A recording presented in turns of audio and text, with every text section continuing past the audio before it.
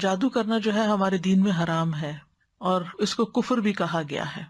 اہل کتاب جو تھے وہ اللہ کی کتاب چھوڑ کر جادو کے پیچھے پڑ گئے تھے، وہ جادو اور شیطان پر ایمان رکھتے تھے۔ بہرحال جادو کرنا جو ہے اس کے بارے میں حدیث میں آتا ہے کہ 7 گناہ جو ہیں وہ ہلاک کرنے والے ہیں، اور ان میں سے ایک جادو سیکھنا۔ نبی صلی اللہ علیہ وسلم نے فرمایا تباہ کرنے والی چیزوں سے بچو، اللہ کے ساتھ شرک کرنے اور جادو کرنے کرانے سے۔ رسول اللہ صلی اللہ علیہ وسلم نے یہ بھی فرمایا کہ جادو کرنے اور کروانے والا ہم میں سے نہیں، یعنی اس کا اسلام سے کوئی تعلق نہیں، یعنی مسلمان یہ کام نہیں کر سکتا۔ پھر اسی طرح علم نجوم کو بھی جادو کی ایک قسم قرار دیا گیا۔ رسول اللہ صلی اللہ علیہ وسلم نے فرمایا جس شخص نے علم نجوم میں سے کچھ حاصل کیا اس نے جادو کا ایک حصہ سیکھ لیا، جتنا زیادہ سیکھے گا اتنا ہی زیادہ جادو میں مبتلا ہوگا۔ تو اس سے یہ پتا چلتا ہے کہ اس میں ستاروں سے بھی کچھ مدد لی جاتی ہے، کچھ حساب کتاب رکھا جاتا ہے۔ رسول اللہ صلی اللہ علیہ وسلم نے فرمایا عادی شرابی، یعنی جو مرتے دم تک شراب نہ چھوڑے، جادو پر ایمان رکھنے والا، یعنی کرنے کرانے والا یا سیکھنے والا یا سکھانے والا، اور قطع رحمی کرنے والا جنت میں داخل نہ ہوگا۔ ہاں اگر لا الہ الا اللہ پڑھتا تو ہو سکتا ہے کہ پھر سزا بھگت کے جائے، اللہ رحم کر دے۔ اسلام میں جادو کرنے والی کی سزا کیا ہے کہ اس کو قتل کر دیا جائے، چھوڑا نہ جائے، تاکہ اس مرض کا خاتمہ کیا جائے، کیونکہ اگر وہ زندہ رات ہو سکتا خود نہ کرے کسی اور کو سکھا دے۔ اور جب لوگوں کو پتا چلتا ہے نا کہ اس کا جادو چلتا ہے یا یہ جادو کرنے کا لوگ نہیں اس کو چھوڑتے، اور پھر وہ واپس پلٹ آتا ہے اسی چیز پر۔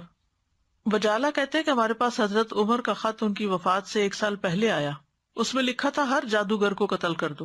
حضرت عمر نے حکم دیا تھا، تو ہم نے ایک دن میں 3 جادوگر مار ڈالے۔ جادو کرنے کی مختلف وجوہات ہوتی ہیں، عموماً دشمنی، حسد، رنجش یا کسی سے انتقام لینے کے لیے جادو کیا کرایا جاتا ہے۔ اس کا مقصد ہوتا ہے کہ دوسرے کو کسی ذہنی یا جسمانی بیماری میں مبتلا کر دیا جائے، کوئی کسی کام کے قابل نہ رہے۔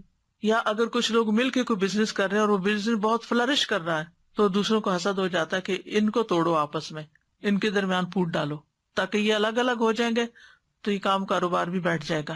اسی طرح میاں بیوی میں تفریق ڈالنا، والدین اور اولاد کے بیچ میں لڑائیاں ڈلوانا، پڑوسیوں میں فساد، دوستوں میں جدائی، بہن بھائیوں کے بیچ میں نفرت، رشتوں، اولاد یا کاروبار میں رکاوٹ یا بندش ڈالنا، یہ عام طور پر جادو کے مقاصد ہوتے ہیں۔ پھر جادو کی کئی اقسام ہیں۔ کچھ جادو انسان کو مار ڈالتے ہیں، یعنی ایسی بیماری لگ جاتی ہے انسان کو کہ وہ سروائیو بھی نہیں کر سکتا۔ کچھ صرف بیمار کر دیتے ہیں۔ کچھ جادو انسان کی عقل کو ختم کر دیتے ہیں۔ کچھ جادو انسان کے جسم کے کچھ حصوں کو بے حس بے حرکت کر دیتے ہیں۔ کچھ جادو ایسے ہیں کہ جو انسان کے حواس میں تبدیلی پیدا کر دیتے ہیں، یعنی چیز کچھ ہوتی ہے اس کو کچھ اور ہی نظر آ رہی ہوتی ہے۔ متحرک چیز کو ساکن دیکھتا ہے، ساکن کو متحرک دیکھتا ہے۔ کچھ جادو محبت کھینچ لاتے ہیں، کچھ جادو نفرت کی وجہ بنتے ہیں۔ تو بہرحال یہ سارے جو جادو کی اقسام ہیں ان کے نام بھی ہیں، جیسے سحر تفریق، سحر محبت، سحر تخیل، سحر جنون، سحر خمول جس میں صرف کاہلی سستی ہوتی ہے، سحر حواتف جس میں متاثر شخص چیختا پکارتا ہے، چیخے مارتا ہے، سحر امراض مختلف بیماریاں جیسے مرگی وغیرہ ہوتی ہے، سحر استحاضہ یعنی خواتین کو پیریڈز ختم ہی نہیں ہوتے۔ پھر جادو کی علامات بعض آہستہ آہستہ شروع ہوتی ہیں، بعض ایک دم اسٹرانگ آتی ہیں، جیسے سستی، گھبراہٹ، خاموشی، تنہائی کی عادت، کسی سے نہیں ملنا، کسی سے بات نہیں کرنی، ذہنی انتشار، حد سے زیادہ چڑچڑا پن، ذرا سی بات پہ بھڑک اٹھنا، کسی کام میں دل نہ لگنا، نماز روزہ عبادت چھوڑ دینا، بغیر کسی بیماری اور وجہ کے سر چکرانا، ڈراؤنے خواب آنا، خواب میں بھی رونا، چیخنا، چلانا، خون کے چھینٹے اور کپڑوں کو کٹا ہوا پانا، خامد بیوی کے درمیان آپس میں کوئی کشش محسوس نہ کرنا، بغیر کسی وجہ کے رشتہ داروں کا آپس کے معاملات میں بگاڑ ہو جانا، یعنی ایک دوسرے سے ملنا جلنا چھوڑ دینا۔ تو یہ اس کی ظاہری علامات ہوتی ہیں۔ اب یہ ہے کہ اس شر سے بچنے کے لیے کیا کرنا چاہیے، کیونکہ جن اور انسان دونوں ہی انسان کے دشمن ہو سکتے ہیں۔ سب سے پہلی بات یہ ہے کہ انسان اللہ کے ساتھ اپنا تعلق مضبوط کرے، اللہ پر بھروسہ کرے، اور دل میں یہ خیال نہ لائے اور یہ وہم نہ لائے کہ مجھے پر کوئی جادو کر دے گا، بلکہ اللہ پہ توکل کرے، اللہ کی پناہ لے۔ حدیث میں آتا ہے کہ اللہ تعالیٰ فرماتا ہے میرا بندہ اگر مجھ سے مانگتا ہے تو میں اسے دیتا ہوں جو محبوب بندہ ہوتا ہے، اگر وہ کسی سے میری پناہ مانگتا ہے تو میں اس کو پناہ دے دیتا ہوں۔ پھر اللہ تعالیٰ کے احکامات کی حفاظت، حدیث میں آتا ہے احفظ اللہ یحفظک، تم اللہ کے احکام کی حفاظت کرو، اللہ تمہاری حفاظت کرے گا۔ نمازوں کی حفاظت، یعنی جو نمازوں کی حفاظت کرتا ہے وہ اللہ کے ذمے میں ہوتا ہے، اللہ کی حفاظت میں ہوتا ہے۔ خصوصاً نماز فجر کی حفاظت. اسی طرح اشراق کا پڑھنا. رسول اللہ صلی اللہ علیہ وسلم نے فرمایا، اللہ عز و جل فرماتا ہے، اے ابن آدم تو دن کے پہلے حصے میں میرے لیے 4 رکعتیں پڑھ لیا کر، میں اس دن کے آخری حصے تک تیری کفایت کروں گا. پھر طہارت کا خیال رکھنا. یاد رکھیے یہ جنات اور یہ شر اور شیاطین اور یہ جادو کے اثرات ان لوگوں پر زیادہ ہوتے ہیں جو پاک صاف نہیں رہتے، اپنے ڈرٹی بالوں کو صاف نہیں کرتے، اپنے استنجا کا صحیح اہتمام نہیں کرتے، یا نہاتے نہیں ہیں، یا صاف کپڑے نہیں پہنتے، یا اندھیرے میں رہنا پسند کرتے ہیں، یا سیاہ رنگ ان کو بہت پسند ہوتا ہے کیونکہ سیاہ رنگ کے اوپر شیاطین زیادہ آسانی سے کام کر لیتے ہیں.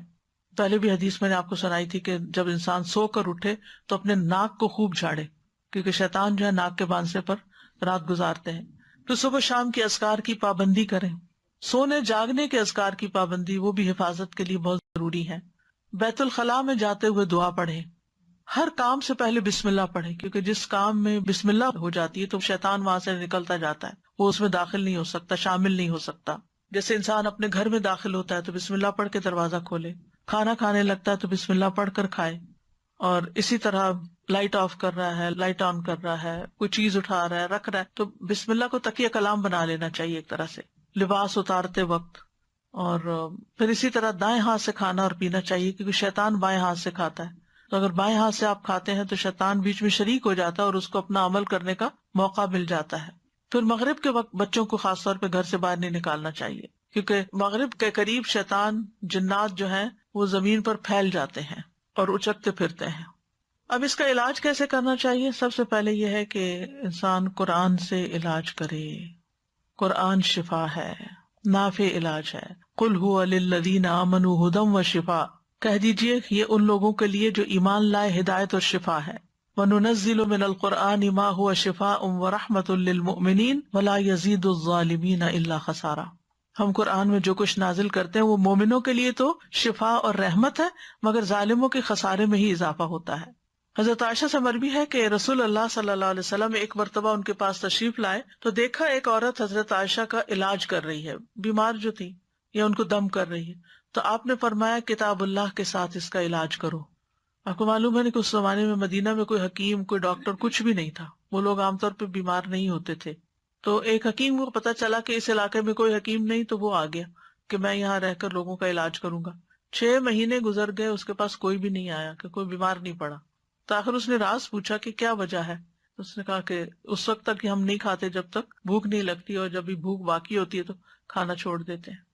بہرحال اگر چھوٹی موٹی کوئی تکلیف ہوتی بھی تھی تو دم وغیرہ کر لیتے تھے لوگ، قرآن پڑھ لیتے تھے، مسنون دعائیں ہیں وہ پڑھ لیا کرتے تھے، علاج ہو جاتا تھا. تو آپ صلی اللہ علیہ وسلم نے فرمایا کہ کتاب اللہ کے ساتھ اس کا علاج کرو، یعنی قرآن میں سے پڑھ کر اس پہ دم کرو. اسی طرح کچھ غذائیں ایسی ہیں کہ جو علاج ہیں، جیسے کلونجی. آپ نے فرمایا کلونجی کے دانوں میں موت کے علاوہ ہر بیماری کا علاج ہے، یعنی اس تیل پر دم کر کے انسان مریض کے متاثرہ حصے جو ہیں ان پر لگا سکتا ہے، مساج کر سکتا ہے. اور کلونجی کے دانوں پہ دم کر کے وہ پھر مریض کو کھلانا بھی چاہیے. اسی طرح شہد، یعنی صبح شام 1 چمچ شہد جو ہے اگر انسان کھائے نہار منہ، اور پھر اس کے بعد کچھ نہ کھائے کم از کم آدھا گھنٹہ، تو اس سے بھی جسم کے اندر سے زہریلے مادے نکلتے ہیں. قرآن میں آتا ہے یخرج من بطونها شراب مختلف الوانہ فیہ شفاء للناس. یہ اللہ تعالیٰ کا حکم ہے کہ شہد میں شفا ہے، خالص ہونا چاہیے. ٹھیک ہے. آپ صلی اللہ علیہ وسلم نے فرمایا شفا 3 چیزوں میں، پچھنا لگوانے میں، شہد پینے میں، اور آگ سے داغنے میں. اور میں اپنی امت کو آگ سے داغنے سے منع کرتا ہوں. تو اب شہد چاہے را پی لیں یا اس کو پانی میں ملا کے پی لیں، تو اس پہ بھی آپ دم کر کے رکھ سکتے ہیں اور اس کو بھی استعمال کر سکتے ہیں. آپ صلی اللہ علیہ وسلم نے فرمایا شفا تو صرف 2 چیزوں میں ہے، شہد لوگوں کے لیے شفا ہے اور قرآن دلوں کی شفا ہے. پھر آب زمزم، جس مقصد کے لیے اس کو پیا جائے تو اس سے شفا ہوتی ہے. اگر آپ کے پاس تھوڑا سا بھی آب زمزم ہو، کوئی حج سے آنے والا یا عمرے سے آنے والا آپ کے لیے لائے، تو آپ اس کو ضروری نہیں کہ ایک مرتبہ سارا پی جائیں، آپ اس کو دوسرے پانی میں تھوڑا تھوڑا ملا لیں، وہ پورے پانی کا مزاج بدل جائے گا. حدیث میں آتا ہے کہ انہا مبارکتن انہا طعام طعم، کہ وہ بابرکت ہے اور کھانے والے کا کھانا بھی ہے. اور حدیث میں بھی آتا ہے کہ زمزم کا پانی اس مقصد کے لیے جس کے لیے وہ پیا جائے. اور اگر آپ وہاں جائیں اللہ کے گھر تو زمزم سے نہائیں. نیچے وہ جگہ بنی ہوتی تھی پہلے، آپ کو نہیں معلوم، تو لوگ اپنے اوپر بھی بہاتے تھے. پیچھے کا صفا مروہ کی طرف سے جائے نا باہر نکل کے، تو وہاں ٹیپس لگی ہوئی ہیں جہاں ڈائریکٹ زمزم آ رہا ہوتا ہے. بوٹل بھر کے لے آئیں اور اپنے اوپر تھوڑا تھوڑا تھوڑا کر کے سارا بہا لیں. اس کو دم کر کے بھی نہا سکتے ہیں، اس سے بھی بیماری جاتی ہے، اور صبح شام اس کو پیا جائے. پھر اسی طرح دم کیا ہوا پانی جو ہے ناک میں ڈالنا اور جھاڑنا، یعنی ڈال کے اس کو جھاڑا جائے، کیونکہ یہ جگہ شیاطین کے بیٹھنے کی ہو جاتی ہیں. زیتون کا تیل استعمال کرنا، نبی صلی اللہ علیہ وسلم نے فرمایا زیتون کھاؤ اور اس کو لگاؤ، بے شک یہ مبارک درخت ہے. اچھا تو یہ ہے کہ شہد، زیتون کا تیل اور کلونجی کا تیل یا کلونجی کے دانے، ان کو انسان مکس کر کے رکھ لے اور اس میں سے ½ ٹی اسپون یا 1 ٹی اسپون صبح شام لے سکتا ہے یا ایک ٹائم لے سکتا ہے، کیونکہ ہر ایک کو ایک ڈوز نہیں چلتی. تو جو ان چیزوں کے ماہر ہوتے ہیں طب نبی کے، ان سے پوچھا جا سکتا، مشورہ کیا جا سکتا. یعنی یہ امیونٹی بڑھانے والی چیزیں، آپ اس میں سے پہلے تھوڑا لیں، آپ کو پچ گیا ہے پھر تھوڑا سا اور انکریز کر دیں، پھر تھوڑا سا اور کر دیں، پھر دیکھیں کہاں تک لمٹ ہے آپ کی. اس سے بھی انسان کے جسم کی بہت سی دردیں اور تکلیفیں جو ہیں وہ دور ہوتی ہیں. زیتون کا تیل صبح کے وقت پینا جو ہے یہ بھی بہت فائدے کا ہے. اور اب تو یہ بات بہت سننے میں آتی ہے نا کہ صبح سب سے پہلی چیز جو ہے، یا آپ کوکونٹ کا آئل لیں یا زیتون کا لیں یا کوئی بھی آئل لیں، کیونکہ وہ لیور کی کلینزنگ کرتا ہے. نبی صلی اللہ علیہ وسلم نے فرمایا زیتون کا تیل کھایا کرو. ڈائریکٹ بھی لے سکتے ہیں، اور اگر آپ کو مشکل ہے لینا تو آپ کسی چیز میں جیسے سیلیڈ وغیرہ میں ملا کے بھی کھا سکتے ہیں. فرمایا زیتون کا تیل کھایا کرو اور اس سے تیل لگایا کرو، وَالدَّهِنُ بِهِ، یعنی مساج وغیرہ کیا کرو، کیونکہ وہ بابر کا درخت ہے. تو جسم پر زیتون اور کلونجی کا تیل الگ الگ وقت پہ ملا جا سکتا ہے، دونوں کو مکس کر کے بھی ملا جا سکتا ہے. پھر اسی طرح تلبینہ کھانا، فرمایا تذهب ببعض الحزن، یہ کچھ غم بھی دور کر دیتا ہے. اجوا کھانا، 7 اجوا کھجوریں صبح کے وقت اگر کوئی کھائے تو اس سے بھی علاج ہوتا ہے. جس نے یہ کھجوریں کھا لی، نبی صلی اللہ علیہ وسلم نے فرمایا اسے زہر اور جادو کوئی نقصان نہیں دے گا. چونکہ اجوا ایک مہنگی کھجور ہے، تو اگر نہ میسر ہو تو کوئی بھی کھجور شفا کی نیت سے کھائی جا سکتی ہے. پھر سنا مکی، اس کو سنوت بھی کہتے ہیں. صبح شام اس کا ایک چھوٹا چمچہ کھانا، جیسے حدیث میں آتا ہے سنا مکی اور سنوت کو لازم پکڑو، کیونکہ اس میں ہر بیماری کا علاج ہے سوائے سام کے. پوچھا گیا سام کیا تو آپ نے فرمایا موت. اچھا، سنا مکی جو ہے یہ پیٹ صاف کرتی ہے، تو پھر ظاہر اگر زہریلے مادے آنتوں میں ہے، یہ کچھ ایسی چیزیں ہیں تو اس سے انسان کو نجات ہوتی ہے. پھر ہجامہ، آپ نے فرمایا اگر تمہاری دواؤں میں کسی میں بھلائی ہے تو پچنا لگوانے میں یا شہد پینے اور آگ سے داغنے میں، اگر وہ مرض کے مطابق ہو، اور میں آگ سے داغنے کو پسند نہیں کرتا. یاد رکھیے غیر شرعی طریقہ علاج سے ممانعت اختیار کرنی چاہیے، کہ انسان ایسے جادوگروں کے پاس جائے جو اس کو ایسی چیزیں کرنے کو کہے جو درست نہیں ہے. نشوبدہ بازوں سے علاج نہیں کروانا چاہیے، اور حرام میں شفا نہیں ہے. اگر کوئی کہے کہ شراب لے آؤ، میں اس کے اوپر کچھ منتر پڑھ دیتا ہوں اور اس سے تم مت پیو تو ٹھیک ہو جاؤ گے، تو ایسی چیزیں نہیں کرنی چاہیے. پھر جادو کا علاج جادو سے نہیں کرنا چاہیے، یعنی کچھ لوگ جادوگروں کے پاس چلے جاتے ہیں اور وہ ان کے جادو کا توڑ کرتے ہیں جادو کے ذریعے. اور پھر غیر شرعی جھاڑ پھنکار جو ہے، جس کو نشرہ کہا جاتا ہے، فرمایا یہ شیطانی عمل ہے، کیونکہ اس میں جنات کی مدد طلب کی جاتی ہے، روحوں کو پکارا جاتا ہے. اسی کے بارے میں آپ نے فرمایا تھا کہ میری امت کے 70,000 لوگ بلا حساب جنت میں داخل ہوں گے. یہ وہ لوگ ہیں جو نہ جھاڑ پھونک کرواتے ہیں، نہ پھال لیتے ہیں، بلکہ اپنے رب پر بھروسہ کرتے ہیں. تو یہ غیر شرعی جو نشرہ جو ہے یا غیر شرعی دم کے بارے میں ہے. جو شرعی دم ہے سورۃ فاتحہ پڑھ کر یا ویسے قرآن پڑھ کر کسی کے اوپر جھاڑنا پھونکنا، اس سے منع نہیں ہے. اور مثلا شیطان کو بگانے کا طریقہ آپ نے کیا بتایا کہ اعوذ باللہ السمیع العلیم من الشیطان الرجیم من ہمزہ ونفخہ ونفثہ پڑھ کر تتکارا جائے، پھونک ماری جائے جس میں تھوڑی لعاب بھی ہو، تو یہ بھی تو جھاڑ ہو گئے. خود نبی صلی اللہ علیہ وسلم جب بیمار تھے تو اپنے ہاتھوں پر معوذتین پڑھ کر پھونک مار کر سارے جسم کے اوپر اپنے ہاتھ پھیرتے تھے. جب کسی مریض کے پاس جاتے تو اس کے اوپر ہاتھ پھیر کر اس کے اوپر اللہ کا ذکر پڑھتے. یہی رقیہ ہوتا ہے، یہی دم ہوتا ہے. لیکن کاہنوں اور نجومیوں کے پاس نہیں جانا چاہیے اور تعویذ وغیرہ سے بچنا چاہیے. عبداللہ رضی اللہ عنہ کہتے ہیں میں نے رسول اللہ صلی اللہ علیہ وسلم کو یہ فرماتے ہوئے سنا کہ جھاڑ پھونک، تعویذ اور گنڈے سب شرک ہیں. جو صحیح والی جھاڑ پھونک ہے وہ منع نہیں ہے، جو نشرہ ہے اس کی بات ہو رہی ہے. کہتی ہیں میں نے کہا آپ یہ کیا کہہ رہے ہیں؟ اللہ کی قسم میری آنکھ بہتی تھی، میں فلاں یہودی کے پاس جاتی، وہ اس پہ دم کرتا، وہ ٹھیک ہو جاتی. تو عبداللہ بن مسعود نے فرمایا یہ شیطانی عمل ہے، شیطان اپنے ہاتھ سے اسے دھنساتا، جب تم اس پہ دم کراتی تو وہ باز آ جاتا. تمہارے لیے تو یہی کافی ہے کہ تم وہ دعا پڑھ لیا کرو جو رسول اللہ صلی اللہ علیہ وسلم پڑھتے تھے کہ اے لوگوں کے رب اس تکلیف کو دور فرما، مجھے شفا عطا فرما، تو ہی شفا دینے والا ہے، تیرے علاوہ کسی کی شفا کچھ نہیں، ایسی شفا عطا فرما جو بیماری کا نام و نشان نہ چھوڑے. اذهب البأس رب الناس واشف انت الشافی لا شفاء الا شفاؤک اشف شفاء لا یغادر سقما۔ پھر اسی طرح جادو سے حفاظت کے لیے اور جادو کے علاج کے لیے سورۃ الفاتحہ جو ہے یہ بہت فائدے کی ہے۔ اور اس کی دلیل کیا ہے؟ ابو سعید خدری کہتے ہیں کہ نبی صلی اللہ علیہ وسلم کے چند صحابہ عرب کے قبیلوں میں سے ایک قبیلے کے پاس سے گزرے تو قبیلہ والوں نے ان کی ضیافت نہیں کی۔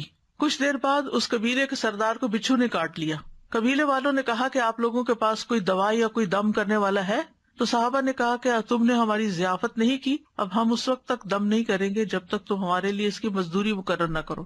یہیں سے راقی حضرات جو ہے وہ اس کی دلیل لیتے ہیں کہ راقی جو ہے وہ اجرت لے سکتا ہے۔ چنانچہ ان لوگوں نے چند بکریاں دینی منظور کر لی۔ پھر ابو سعید خدری سورۃ الفاتحہ پڑھنے لگے اور اپنا لعاب بھی اس جگہ پر ڈالنے لگے۔ اس سے وہ شخص اسی وقت ٹھیک ہو گیا، تندرست ہو گیا۔ چنانچہ قبیلے والے بکریاں لے کر آئے، لیکن صحابہ نے کہا جب تک ہم نبی صلی اللہ علیہ وسلم سے پوچھ نہ لیں ہم بکریاں نہیں لے سکتے۔ جب آپ سے پوچھا گیا تو آپ مسکرائے اور فرمایا تمہیں کیسے معلوم ہو گیا تھا کہ سورۃ فاتحہ سے دم بھی کیا جا سکتا ہے؟ ان بکریوں کو لے لو اور اس میں میرا حصہ بھی رکھو، یعنی خوش مزاجی سے آپ نے فرمایا۔ اور یہ اس لیے فرمایا گا کہ لوگوں کے دلوں کے اندر کراہت نہ ہو اس میں۔ تو اس میں آپ دیکھیے کہ بعض راکی اس سے یہ دلیل بھی لیتے کہ وہ 40 بکریاں تھی اور راکی کو 40 بکریوں کی قیمت تک کی قیمت لینے کا جواز ملتا ہے۔ بہرحال اللہ عالم۔ پھر سورۃ البقرہ جو ہے اس کا پڑھنا، نبی صلی اللہ علیہ وسلم نے فرمایا سورۃ البقرہ پڑھا کرو، اس کا پڑھنا باعث برکت ہے اور اس کا چھوڑنا باعث حسرت ہے، اور جادوگر اس کو حاصل کرنے کی طاقت نہیں رکھتے، یعنی اس پہ قابو نہیں پا سکتے۔ تو اس میں کیا کرنا چاہیے؟ روٹین میں روز سورۃ البقرہ کا کچھ حصہ پڑھتے رہنا چاہیے، جب پھر ختم ہو جائے پھر شروع کر لے، پھر یعنی اور کچھ نہیں تو روزانہ 2 پیجز، یعنی صفحہ ایک صفحہ ادھر ہوتا ہے ایک صفحہ ادھر۔ مصحف عثمانی میں آپ دیکھیں آیت پہ ختم ہوتا ہے نا صفحہ، 2 صفحے ہر روز پڑھ لیا کریں، مثلا 4 صفحے ہر روز پڑھ لیں، 8 صفحے ہر روز پڑھ لیں تاکہ وہ برکت رہے۔ لگانا اور بات ہوتا ہے اور خود پڑھنا اور بات ہوتی ہے، کیونکہ اس میں تو صرف ہمارے کان سن رہے ہوتے ہیں، لیکن جب ہم خود پڑھتے ہیں تو ہمارا دل دماغ سب کچھ پھر حاضر ہوتا ہے اس میں۔ لیکن سورۃ البقرہ کی کچھ آیات جادو کے توڑ کے لیے بڑی مؤثر ہیں۔ اس میں الف لام میم سے لے کر المفلحون تک، اس کے بعد واتبعوا ما تتلو الشیاطین علی ملک سلیمان، آیت نمبر 102 سورۃ البقرہ کی، پھر آیت نمبر 163 اور 164 وَإِلَٰهُكُمْ إِلَٰهٌ وَاحِدٌ لَا إِلَٰهَ إِلَّا هُوَ الرَّحْمَٰنُ الرَّحِيمُ، پھر آیت الکرسی، پھر آمن الرسول۔ تو آپ دیکھیں زیادہ تر رکیہ تو یہی آ گیا۔ رسول اللہ صلی اللہ علیہ وسلم نے فرمایا اللہ تعالیٰ نے زمین و آسمان کی تخلیق سے 2000 سال قبل کتاب لکھی تھی، اس میں سے 2 آیتیں نازل کر کے ان سے سورۃ البقرہ کا اختتام کیا گیا، لہٰذا جس گھر میں 3 راتوں تک سورۃ بقرہ کی آخری 2 آیتیں پڑھی جائیں گی شیطان اس کے قریب نہیں آئے گا، یعنی پھر وہ جادو وغیرہ کا اثر نہیں ہوگا انشاءاللہ۔ دیگر قرآنی آیات بھی ہیں جیسے سورۃ آل عمران کی آیت نمبر 18 اور 19، شہد اللہ انہ لا الہ الا ہو، اس میں بھی توحید کی بات ہے۔ پھر سورۃ الاعراف آیت 54 سے 56 تک، ان ربکم اللہ الذی خلق السماوات والارض فی 6 ایام، اور آیت 56 ہے ولا تفسدوا فی الارض بعد اصلاحها۔ پھر سورۃ الاعراف کی آیت نمبر 117 سے لے کر 122 تک، وأوحینا الی موسیٰ ان الق عصاک فاذا ہی تلقف ما یأفکون، جو آج لیکچر کے شروع میں آیات آپ نے سنی، 117 سے 122 تک۔ پھر سورۃ یونس آیت 81 سے 82، فلما القوا قال موسیٰ ما جئتم بہ السحر ان اللہ سیبطلہ ان اللہ لا یصلح عمل المفسدین ویحق اللہ الحق بکلماتہ ولو کرہ المجرمون۔ پھر سورۃ طٰہٰ کی آیت وَأَلْقِ مَا فِي يَمِينِكَ تَلْقَفْ مَا صَنَعُوا إِنَّمَا صَنَعُوا كَيْدُ سَاحِرٍ وَلَا يُفْلِحُ السَّاحِرُ حَيْثُ أَتَىٰ۔ پھر سورۃ المؤمنون کی آیت ہے أَفَحَسِبْتُمْ أَنَّمَا خَلَقْنَاكُمْ عَبَثًا وَأَنَّكُمْ إِلَيْنَا لَا تُرْجَعُونَ فَتَعَالَى اللَّهُ الْمَلِكُ الْحَقُّ لَا إِلَٰهَ إِلَّا هُوَ رَبُّ الْعَرْشِ الْكَرِيمِ۔ یہ آگے بھی ہے أَنْتَ خَيْرُ الرَّاحِمِينَ تک۔ المؤمنون کی آیت نمبر 115 سے لے کر 118 تک، 115 سے 118، یہ سورۃ المؤمنون۔ اور سورۃ طٰہٰ کی آیت نمبر ہے 69 69، اور یونس کی ہے 81 اور 82۔ پھر سورۃ صافات پہلی 10 آیتیں، پھر سورۃ الاحقاف 29 سے 33 تک، پھر سورۃ الرحمن 33 سے 36 تک، پھر سورۃ الحشر 21 سے 24 تک، یعنی آخری آیتیں جو ہے نا لو انزلنا ھذا القرآن علی جبل۔ پھر اس کے بعد سورۃ التغابن آیت 14 سے 16 تک، پھر ہے سورۃ الجن آیت نمبر 1 سے 9 تک، پھر معوذات قل هو اللہ احد، قل اعوذ برب الفلق، قل اعوذ برب الناس، پھر کچھ مسنون دعائیں بھی ہیں۔ شہد کے بارے میں پوچھنا چاہ رہی تھی کہ اب آج کل تو جیسے شہد کی مکھیوں کو بھی وہ اس طرح سے نہیں ہوتا کہ شہد مکھی جا کے پھول سے جا کر لے، وہ رکھ دیتے ہیں کنسنٹریٹڈ سیرپ جس سے پھر وہ شہد بناتی ہیں، تو کیا وہ بھی اس میں آئے گا؟ اگر بالکل نہ ملے اصلی شہد تو پھر وہ بھی لے سکتے ہیں، کیونکہ بہرحال شہد کی مکھی اسے پروسیس کرتی ہے اس شوگر کو، تو اس کی کیفیت بدل جاتی ہے۔ آپ نے کہا تھا کہ یہ جب جادو کرتے ہیں نا تو یہ روحوں کو بھی بلاتے ہیں، رائٹ؟ جن وغیرہ جو ہوتے ہیں، ناٹ انسانوں کی مری ہوئی روح ہے، وہ نہیں۔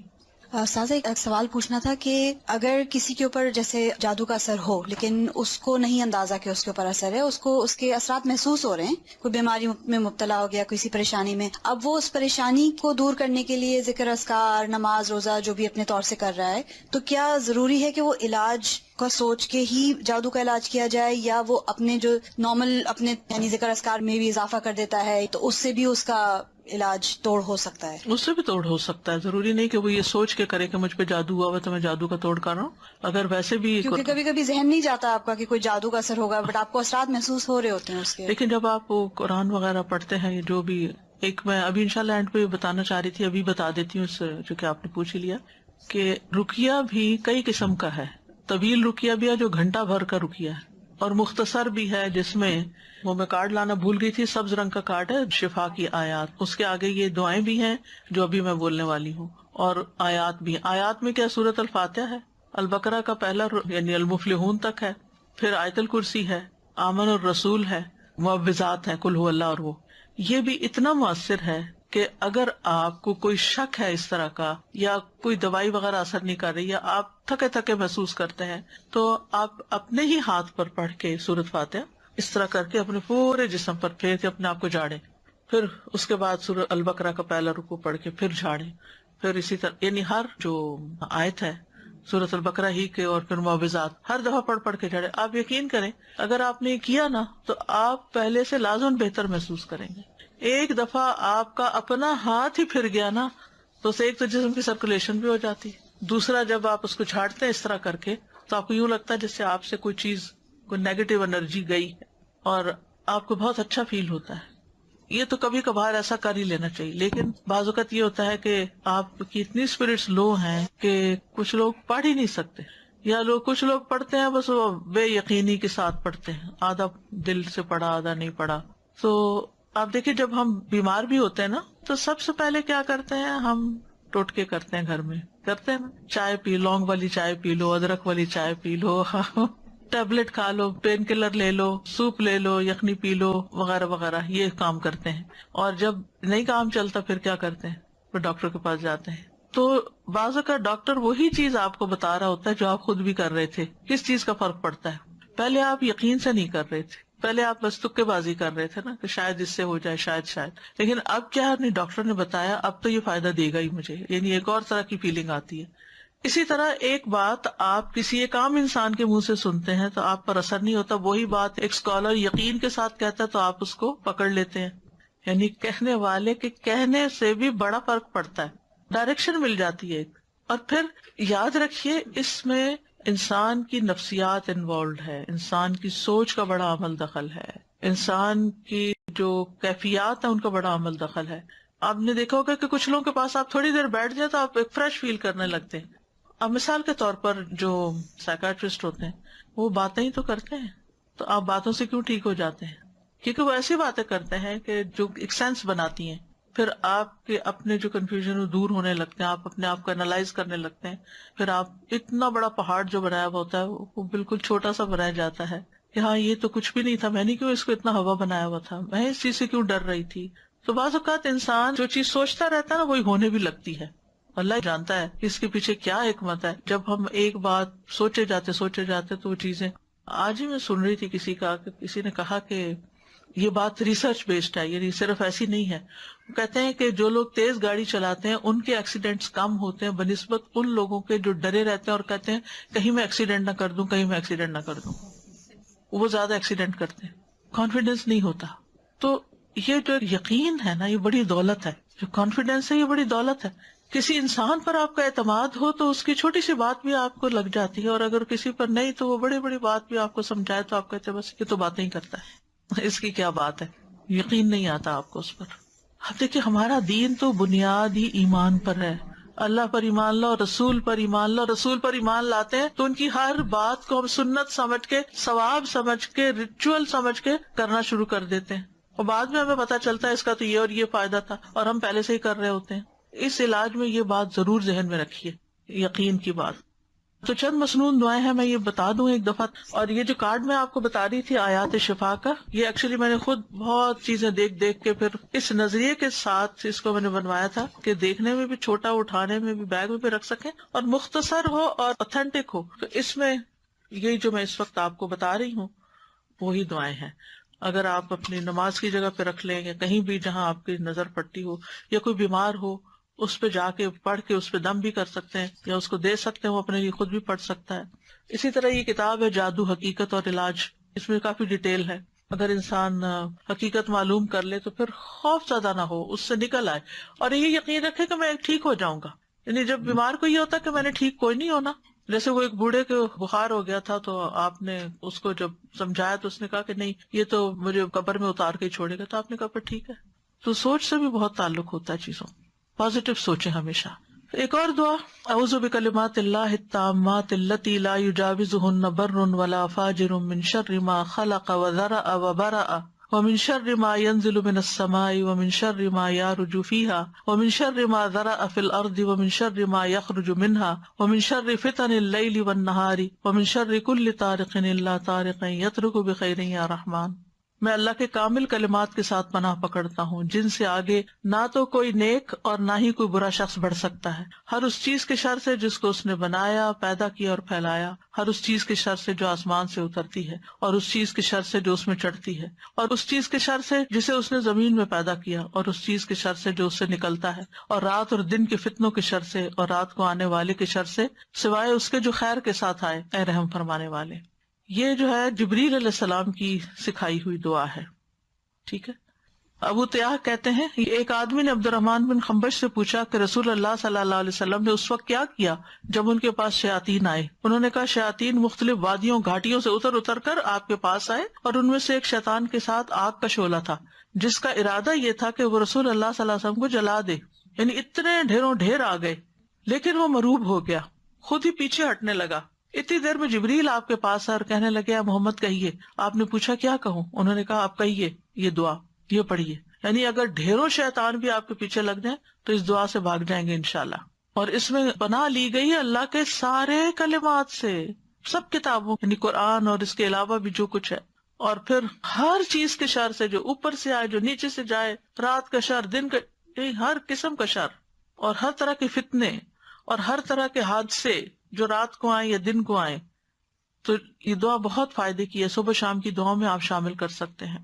اسی طرح ایک اور دعا بھی ہے، اعوذ بوجہ اللہ العظیم الذی لیس شیء اعظم منہ وبکلمات اللہ التامات التی لا یجاوزہن بر ولا فاجر وباسماء اللہ الحسنی کلہا ما علمت منہا وما لم اعلم من شر ما خلق وبرأ وذرأ. میں اللہ کے عظیم چہرے کی پناہ پکڑتا ہوں جس سے عظیم کوئی اور چیز نہیں، اور اس کے مکمل کلمات کے ساتھ پناہ لیتا ہوں جن سے آگے کوئی نیک یا بد بڑھ ہی نہیں سکتا، اور اس کے تمام اسماء حسنہ کے ساتھ پناہ لیتا ہوں جن کو میں جانتا ہوں، جن کو میں جانتا بھی نہیں ہوں.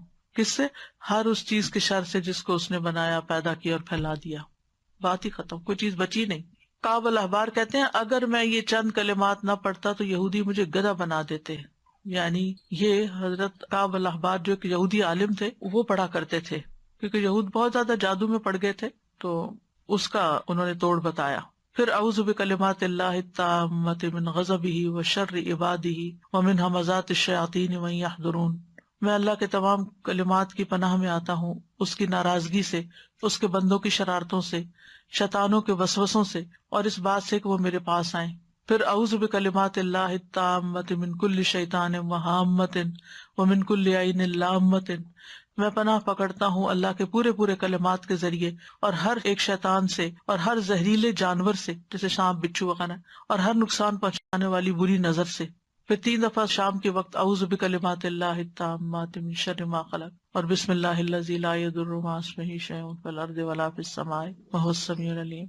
پھر اسی طرح اگر آپ دوسرے کو دم کر رہے ہیں تو اللہم رب الناس مذہب البأس اشفی انت الشافی لا شفاء الا شفاء الا انت شفاء لا یغادر سقما. یہ صحیح بخاری کی روایت ہے. پھر اذہب البأس رب الناس انت الطبیب وانت الشافی. اے اللہ جو لوگوں کا رب ہے تکلیف دور کر دے، تو ہی طبیب، تو ہی شفا دینے والا ہے. امسح البأس رب الناس بیدک الشفاء لا کاشف لہ الا انت. اے لوگوں کے رب اس تکلیف کو دور کر دے، شفا تیرے ہاتھ میں ہے، تیرے علاوہ کہیں اور سے شفا نہیں مل سکتی. پورا یقین و توکل اور بھروسہ اللہ پہ. بسم اللہ ارقیک من کل شیء یؤذیک من شر کل نفس او عین حاسد اللہ یشفیک.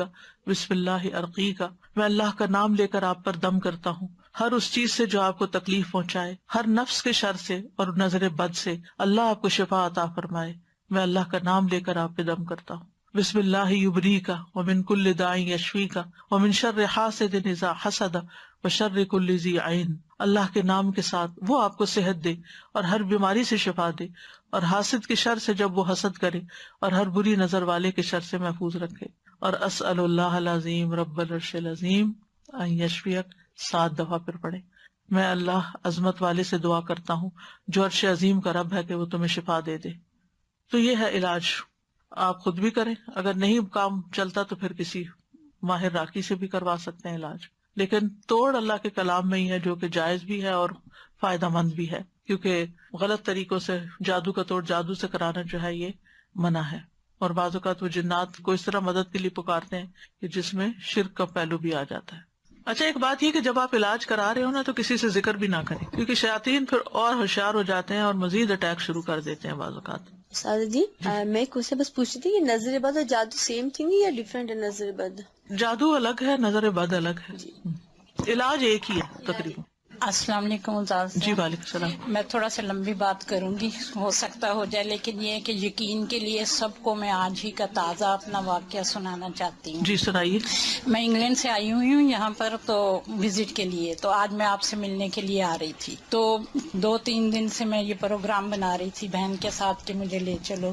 تو میں ساتھ ہی اپنے اندر فیصلہ کر رہی تھی، کسی سے کوئی بات نہیں کی، کیونکہ 15 میں اسلام آباد گئی تھی آپ کے ادارے میں کورس کرنے کے لیے. تو میں وہاں 2-3 ماہ رہی ہوں، تو تقریباً 3 سپارے ہمارے ہو گئے تھے. لیکن یہ ہے کہ اچانک یہ ایک دن نا میرے ساتھ واقعہ پیش آیا کہ میں وہاں ٹوائلٹ میں گئی ہوں، تو وہاں پر نا مجھے جیسے ہی اپنے ہی یونیفارم میں ایک لڑکی نظر آئی ہے سامنے. تو اس نے مجھ سے سٹاپ کرا کے تو پوچھا ہے، تو کہتی ہے کہ آنٹی آپ سارے ایگزام دے رہی ہیں؟ تو میں نے اس کی طرف دیکھا تو اس کی آنکھوں میں نا کچھ یعنی کہ عجیب چیز نظر آئی ہے. تو میں چونکہ کلاس چھوڑ کے آئی تھی، میں جلدی میں تھی، میں نے رکی نہیں اور اس چیز پہ میں نے بادر ہی نہیں کی. تو میں واپس چلی گئی اس کو یہ کہہ کے کہ جی میں دے رہی ہوں ایگزام. لیکن نیکسٹ ڈے سے ہی میرا پیٹ ایسے خراب ہوا کہ میری وہ دوبارہ علاج ہو ہی نہیں سکا. 3 ویک میں میرا 11 کلو سے زیادہ ویٹ کم ہو گیا. جہاں بھی میں گئی جو چیز بھی اندر کچھ جا ہی نہیں رہا تھا. یہاں تک کہ ڈاکٹر نے پھر مجھے یہی کہہ دیا کہ آپ واپس چلی جائیں، یہاں کا پانی آپ کو سوٹ نہیں کیا. میں اور میری بیٹی دونوں ہم تھے وہاں پر. تو بہت دکھ تھا میری بیٹی کو بھی چھوڑ کے آنے کا، مجھے بھی، کہ بہت کوششوں کے بعد میں گئی تھی وہاں یہ کرنے. بہرحال میں واپس آ گئی. مختصر یہاں آ کے بھی بیٹی نے تو اللہ کا شکر ہے کہ کر لیا، آن لائن کر لیا، تو اس کا کمپلیٹ ہو گیا، میں نہیں کر سکی. پھر اس کے بعد چھوٹی موٹی یہ بقرہ وغیرہ اور عمران سورت کی میں نے کورس کیے، لیکن وہ میرا نہیں ہو سکا. میں نے اس چیز پہ کوئی توجہ نہیں دی تھی. لیکن کچھ عرصہ سے میں یہ فیل کر رہی ہوں کہ تب سے مجھے ایسے لگتا تھا کہ میرے برین پہ جیسے ایک ڈھکن بند کر دیا جاتا ہے، میں وہ میمورائز نہیں کر پا رہی قرآن جیسے میں پہلے کرتی تھی. تو میں نے نہیں کیا. لیکن یہ اب کچھ وہم سا کہہ لے، میں نے اس کو وہم ہی سمجھا، اور میں نے یعنی کہ نا یہ سوچنا شروع کیا کہ وہ کیا تھا. وہ مجھے ہر دفعہ پنچ کرتا تھا کہ وہ لڑکی، اس کی آنکھیں، وہ کیا تھا، وہ کون تھا. تو اب میں کچھ وہم میں آئی تو میں نے سوچا کہ میں آپ سے ذکر کروں گی اس چیز کا کہ شاید مجھے کچھ ایسا اثر ہے کہ اس کے علاج کا، لیکن نظر بھی ہو سکتی ہے کیونکہ جی۔ آپ کی ایج زیادہ تھی عام بچیوں سے، تو انہوں کو کہا اچھا آپ پڑھ رہی ہیں، آپ کس پارے ہو رہے ہیں. اسی وجہ سے میں کیونکہ شور نہیں تھی تو لیکن یہ میں نے سوچا آپ سے ذکر کر کے آپ سے پوچھوں گی. لیکن آج صبح جب میں نماز کے بعد بیٹھی تو مجھے یہی آپ جو حدیث سنا رہی ہیں یاد آئی کہ وہ 70,000 جو کہ نہ جھاڑ پونچھ کرتے ہیں نہ کچھ. تو میں نے فیصلہ کیا کہ نہیں میں نہیں ذکر کروں گی، میں اللہ ہی سے وہ دعائیں کروں گی. جی سب سے پہلا کام یہی کرنا چاہیے کہ اللہ کی طرف رجوع کرنا چاہیے، اور پھر اللہ تعالیٰ ہی گائیڈ کر دیتا ہے لیکن انسان. میں اب اللہ کا اتنا شکر کر رہی ہوں، اتنا شکر کر رہی ہوں کہ وہ کیسے دلوں کو جانتا ہے کہ مجھے آج نہیں پتا تھا کون سی کلاس ہے، مجھے نہیں پتا تھا یہاں کیا درس ہوگا کیا نہیں ہوگا، مجھے نہیں پتا تھا کہ میرا علاج ہی اللہ تعالیٰ آج مجھے دکھا دیں گے. میں اس کی شکر گزار ہوں. ہمارا کل کا ٹاپک جو ہے وہ نظر بد سے متعلق ہے، نظر بد کا علاج جو ہے. ٹھیک ہے، آج کے لیے اتنا ہی کافی ہے. وآخر دعوانا ان الحمد للہ رب العالمین. سبحانک اللہم وبحمدک، اشہد ان لا الہ الا انت، استغفرک واتوب الیک. السلام علیکم ورحمۃ اللہ وبرکاتہ.